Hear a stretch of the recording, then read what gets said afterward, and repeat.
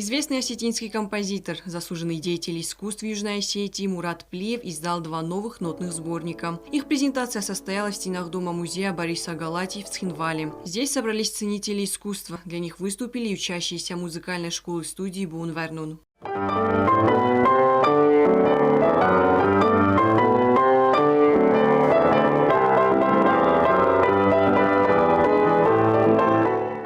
В сборник вошли произведения, написанные в разные годы, начиная от 90-х. Часть композиций, написанных Муратом Плиевым, были представлены в ходе мероприятия.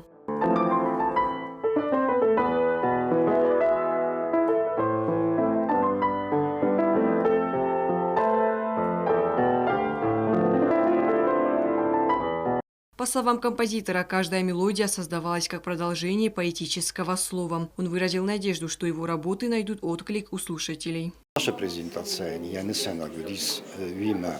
Манайрен шенавак произведение тафисын музыкалом. Удума фандеди маса ахырген життан сафелин канун шамай сборник тасасвеллаттан маса шагдуй. Мана автораш дисма тедиталионай школая захтанс кенемдан презентация. Ман рашидис жабах свеллаты дар хурз башата куттуй.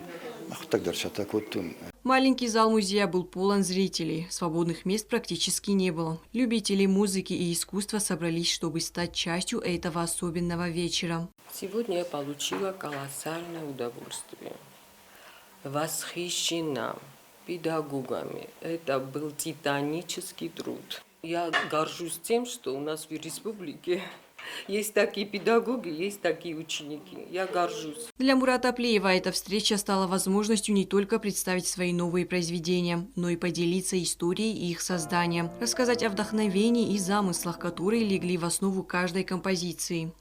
Дарья Хурьева, Алина Эльфимова, Заур Устаев, Зарина Таттаева. Информационный выпуск сегодня.